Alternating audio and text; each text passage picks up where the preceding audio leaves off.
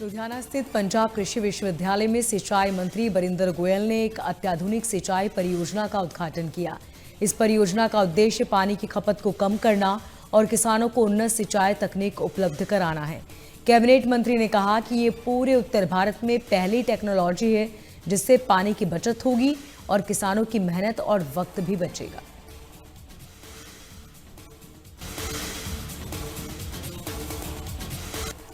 चंडीगढ़ में डॉक्टर नवजोत कौर सिद्धू ने press conference कर अपने नए सियासी दल भारतीय राष्ट्रवादी पार्टी के बारे में जानकारी दी। उन्होंने कहा कि 2027 का विधानसभा चुनाव वो भारतीय राष्ट्रवादी पार्टी से लड़ेंगी। नवजोत कौर ने दावा किया कि 117 सीटों पर चुनाव लड़ेंगी। उन्होंने पंजाब के प्रति अपना विजन भी पेश किया।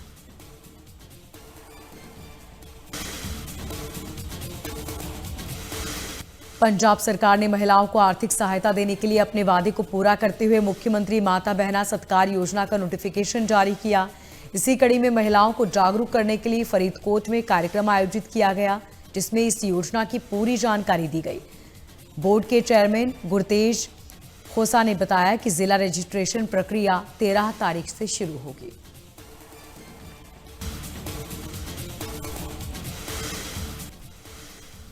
गुरदासपुर में बाबरी बाईपास के पास एक कंपनी की प्राइवेट बस अचानक से बेकाबू होकर पलट गई। बस में सवार करीब 25 यात्री घायल हो गए, जिन्हें इलाज के लिए हॉस्पिटल में एडमिट कराया गया। पुलिस ने इस मामले की जांच शुरू कर दी है।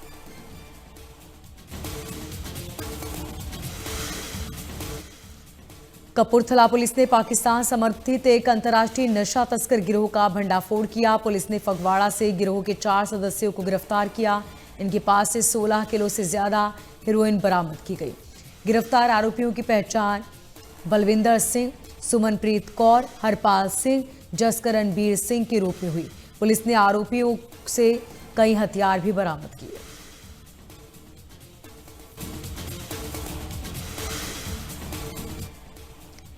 हरियाणा के हिसार के चर्चित सतलोक आश्रम प्रमुख संत रामपाल को पंजाब कैबिनेट हाई कोर्ट से बड़ी राहत मिली। देशद्रोह के मामले में उम्र कैद की सजा काट रहे रामपाल को कोर्ट ने जमानत दे दी। 11 साल 4 महीने और 20 दिन से वो हिसार की जेल में बंद है और अब जेल से बाहर आएंगे। हाईकोर्ट की जमानत आदेश संबंधित ट्रायल कोर्ट में पहुंचेगा, जहां बॉन्ड भरने के बाद प्रोसेस शुरू होगी। रामपाल के समर्थकों ने खुशी जाहिर की।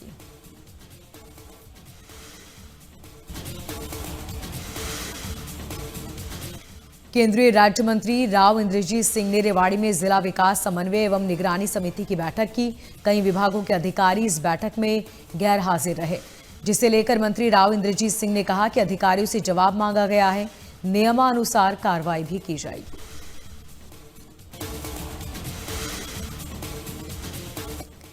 पलवल के होडल शहर को आधुनिक और सुनियोजित बनाने के लिए बड़े स्तर पर सेक्टर विकसित करने की तैयारी शुरू हो गई है। इसका मकसद बुनियादी ढांचे को सुधारना है। हरियाणा शहरी विकास प्राधिकरण की तरफ से प्रस्तावित सेक्टरों की योजना को लेकर संपदा अधिकारी विकास कुमार ने किसानों संग बैठक की, सुझाव लिए और साथ ही ई भूमि पोर्टल के जरिए जमीन खरीद और अधिग्रहण प्रोसेस की पूरी जानकारी दी।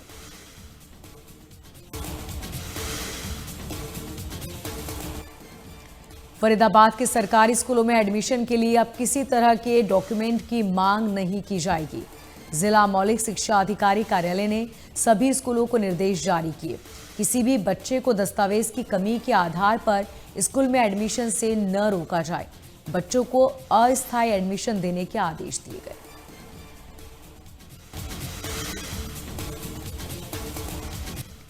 पानीपत में औद्योगिक समस्याओं को लेकर मिनी सचिवालय में उपायुक्त डॉक्टर वीरेंद्र कुमार दहिया की अध्यक्षता में बैठक हुई, जिसमें उद्योगपतियों ने एलपीजी और पीएनजी गैस की भारी कमी के कई मुद्दों को रखा। फैक्ट्रियां बंद होने की कगार पर है। उपायुक्त ने भरोसा दिया कि समस्या को उच्च स्तर पर उठाया जाएगा और बहुत जल्द समाधान किया जाएगा।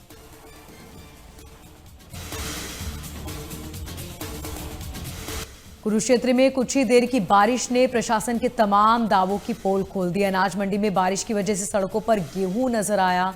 किसानों ने खुद झाड़ू लेकर गेहूं को पानी से बाहर निकालने की कोशिश की। किसानों ने कहा कि मंडी में बारिश के बाद निकासी की कोई व्यवस्था नहीं, जिसके चलते इस तरह के हालात बन जाते हैं। प्रशासन ने कोई पुख्ता इंतजाम नहीं किए।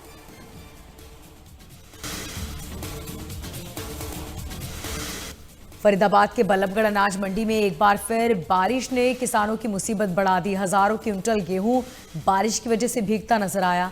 लगातार बारिश के चलते मंडी में पड़ा गेहूं पानी में खराब हो रहा है, जिससे भारी नुकसान होने की आशंका जताई गई।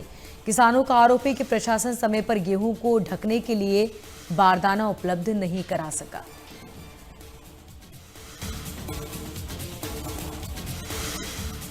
लाड़वा में कई गांवों में बारिश और ओलावृष्टि से फसलें बर्बाद हो गई, जिससे किसानों को भारी आर्थिक नुकसान झेलना पड़ा। किसानों ने कहा कि बारिश के साथ ओले ने उनकी तमाम मेहनत पर पानी फेर दिया। किसानों ने सरकार से मांग करते हुए कहा कि नुकसान का आकलन कर जल्द से जल्द मुआवजा दिया जाए।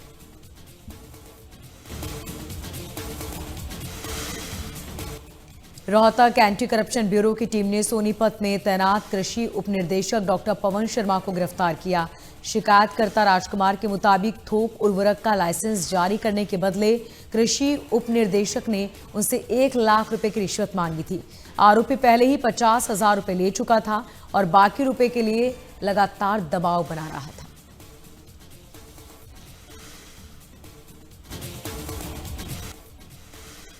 बांदा पुलिस और एसओजी टीम ने संयुक्त कार्रवाई करते हुए चोरी और लूट की वारदात को अंजाम देने वाले ईरानी गैंग के एक सदस्य को गिरफ्तार किया। पुलिस ने ईरानी गैंग के सदस्य खानू हुसैन के पास से करीब 9 लाख रुपए की ज्वेलरी बरामद की। पुलिस ने कहा कि आरोपी गिरोह बनकर अलग अलग जिलों में वारदातों को अंजाम देता था।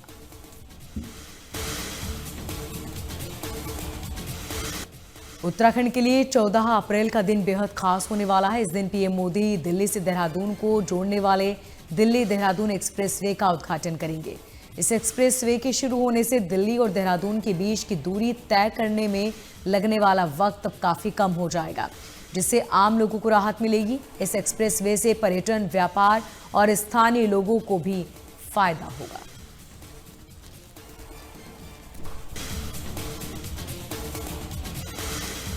उत्तराखंड के मुख्यमंत्री पुष्कर सिंह धामी उधम सिंह नगर जिले पहुंचे। इस बीच सीएम धामी सीएसडी कैंटीन का लोकार्पण करेंगे। शौर्य सम्मान समारोह का भी आयोजन किया जाएगा। सीएसडी कैंटीन का निर्माण 7 करोड़ 15 लाख रुपए की लागत से किया जाएगा। इस कार्यक्रम में देश और प्रदेश से पूर्व सैनिक और अधिकारी शामिल होंगे।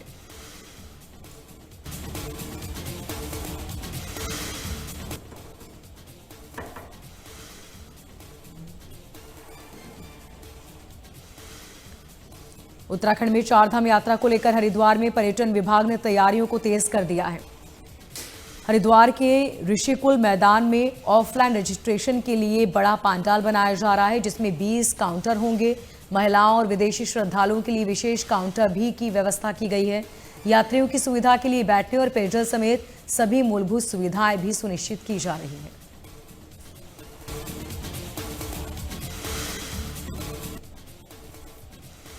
उत्तराखंड के श्री केदारनाथ धाम में लगातार भारी बर्फबारी ने पूरे धाम को बर्फ की मोटी चादर से ढक दिया है। मंदिर परिसर और आसपास के इलाकों में कई फीट बर्फ पूरी तरह जम गई है। लगातार बर्फबारी की वजह से पुनर्निर्माण कार्य में गति लाना मुश्किल हो गया है। यात्रियों के लिए आवश्यक सामान की व्यवस्था करना भी अब चैलेंजिंग हो चुका है।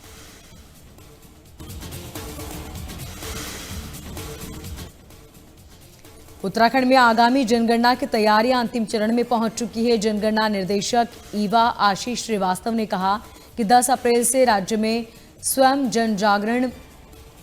जनगणना शुरू होगी और 25 अप्रैल में मकानों की जनगणना का कार्य भी शुरू हो जाएगा। उन्होंने कहा कि पर्यवेक्षकों की ट्रेनिंग युद्ध स्तर पर की जा रही है, ताकि जनगणना में किसी प्रकार की कोई भी समस्या न आए। निर्देशक ने लोगों से अपील करते हुए कहा कि इस प्रोसेस में हमारा सहयोग करें।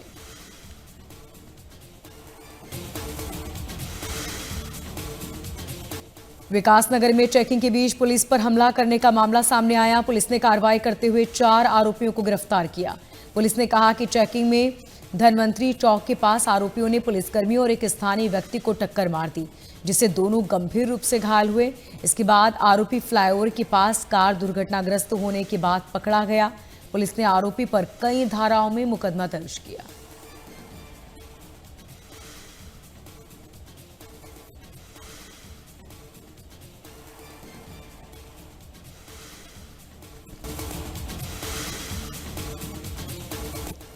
दिल्ली में केंद्रीय रक्षा मंत्री राजनाथ सिंह ने पश्चिम एशिया की स्थिति पर ग्रुप ऑफ मिनिस्टर्स की तीसरी बैठक की अध्यक्षता की। उन्होंने कहा कि क्षेत्र में बदलते हालात को देखते हुए सरकार की तरफ से उठाए जा रहे कदमों की समीक्षा की गई। सरकार किसानों के लिए एलपीजी, पेट्रोल, डीजल लगातार उपलब्धता सुनिश्चित कर रही है। देश में जरूरी चीजों की सप्लाई को आसान बना रही है। पीएम मोदी की लीडरशिप में केंद्र सरकार नागरिकों को अंतर्राष्ट्रीय संकट के लिए प्रभाव से बचाने के लिए सक्रिय रूप से काम कर रही है।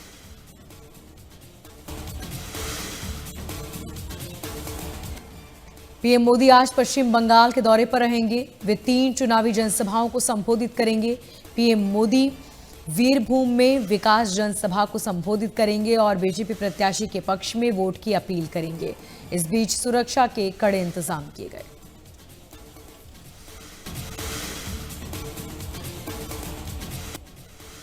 असम, केरल, पुडुचेरी में आज विधानसभा चुनाव के लिए मतदान हो रहे हैं। आपको बता दें कि असम की 126, केरल की 140, पुडुचेरी की 30 सीटों पर एक चरण में वोट डाले जा रहे हैं। विधानसभा चुनाव में करीब 6 करोड़ मतदाता हिस्सा ले रहे हैं। 1899 उम्मीदवारों की किस्मत का फैसला किया जाएगा। हालांकि सभी सीटों के नतीजे 4 मई को घोषित किए जाएंगे।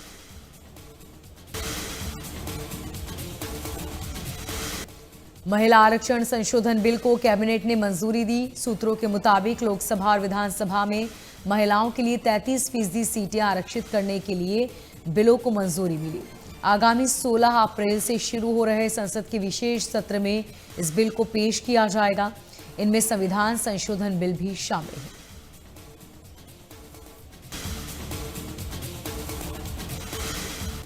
हिमाचल प्रदेश में आर्थिक हालात को लेकर नेता प्रतिपक्ष और पूर्व मुख्यमंत्री जयराम ठाकुर ने प्रदेश सरकार पर तंज कसा। उन्होंने कहा कि सरकार को प्रदेश की वास्तविक वित्तीय स्थिति स्वीकार करनी चाहिए, क्योंकि जमीनी हालात आत्मनिर्भर और समृद्ध हिमाचल के दावों को उलट नजर आ रहे हैं। जयराम ठाकुर ने आरोप लगाया कि प्रदेश में लगातार नए टैक्स और सेस लगाए जा रहे हैं।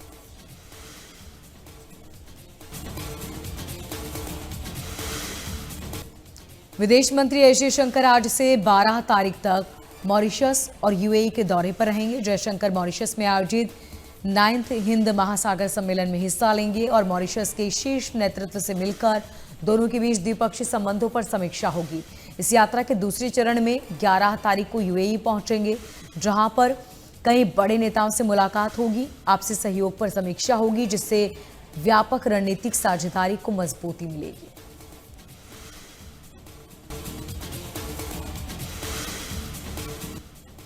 गुजरात टाइटंस ने आईपीएल 2026 में अपनी पहली जीत दर्ज कर ली है। दिल्ली के अरुण जेटली स्टेडियम में खेले गए मैच में दिल्ली में टॉस जीतकर पहले गेंदबाजी का फैसला लिया गया, जहां गुजरात ने पहले बल्लेबाजी करते हुए 20 ओवर में 4 विकेट पर 210 रन बनाए, तो वहीं लक्ष्य का पीछा करते हुए दिल्ली की टीम 20 ओवर में 8 विकेट पर 209 रन ही बना सकी और मैच हार गई।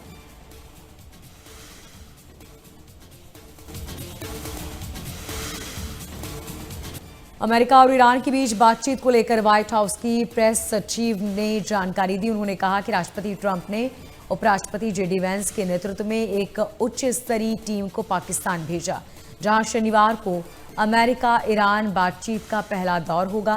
उन्होंने कहा कि उपराष्ट्रपति जेडी वैंस ने शुरू से ही इसमें बहुत महत्वपूर्ण भूमिका निभाई है।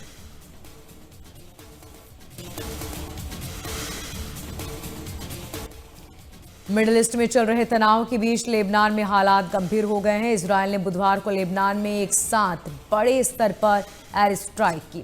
इजरायली सेना ने महज 10 मिनट के भीतर 100 से ज्यादा ठिकानों को निशाना बनाया।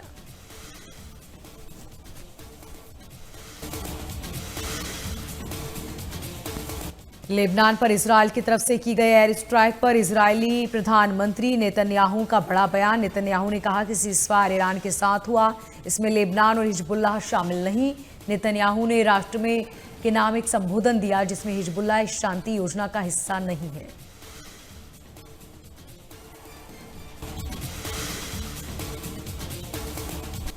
ईरान और अमेरिका के बीच सीज़फायर को लेकर ईरान के विदेश मंत्री सईद अब्बास ने बड़ा बयान दिया। उन्होंने इजरायल की तरफ से लेबनान पर किए गए हमलों की निंदा की।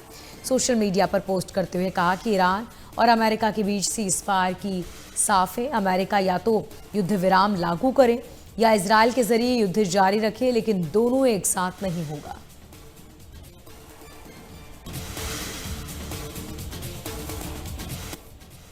लेबनान पर हो रहे हमलों के बीच अमेरिका के उपराष्ट्रपति जेडी वेंस ने ईरान को शांति बरतने की सलाह दी। मीडिया से बातचीत में जेडी वेंस ने कहा कि ईरान को शायद ये गलतफहमी हो गई है, इस सीज़फायर में लेबनान भी शामिल है, जबकि अमेरिका ने ऐसा कोई वादा नहीं किया। इसके अलावा जेडी वेंस ने कहा कि लेबनान के मुद्दे पर ईरान ने सीज़फायर का उल्लंघन किया।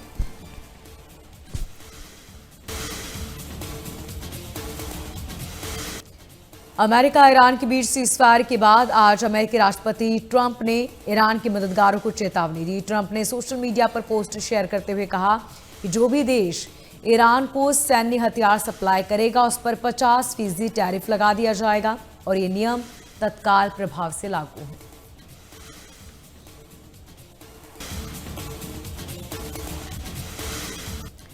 अमेरिका के उपराष्ट्रपति जेडी वेंस ने ईरान के साथ जारी तनाव और वैश्विक संघर्ष पर ट्रंप प्रशासन के कड़े रुख को साफ किया। जेडी वेंस ने ईरान को चेतावनी देते हुए कहा कि अगर ईरान साफ नियत से बातचीत में हिस्सा नहीं लेता तो ये समझ लेना चाहिए उसे कि राष्ट्रपति ट्रंप के साथ खिलवाड़ उसे भारी पड़ेगा। जेडी वेंस का ये बयान ऐसे वक्त में आया जब ईरान अमेरिका में हुए सीज़फायर के बीच खाड़ी देशों में हमले बदस्तूर जारी।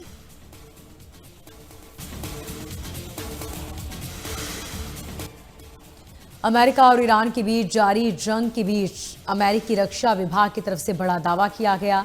यूएस रक्षा मंत्री पीट हेगसेथ ने कहा कि ऑपरेशन एपिक फ्यूरी में अमेरिका को जीत मिली है। उन्होंने कहा कि ईरान को सीज़फायर के लिए मजबूर होना पड़ा। पूरे अभियान में अमेरिका ने जितनी ताकत लगाई वो महज 10% है, लेकिन इसके बावजूद ईरान को भारी नुकसान पहुंचा।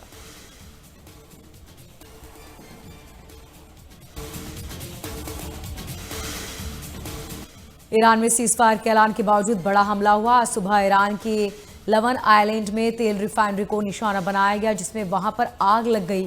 कुवैत ने दावा किया कि सुबह से 28 ईरानी ड्रोन मार दिए गए हैं। कुछ ड्रोन दक्षिणी क्षेत्रों तक पहुंच चुके हैं, जहां पर तेल प्लांट, बिजली घर और पानी का प्लांट को निशाना बनाने की कोशिश की जा रही थी।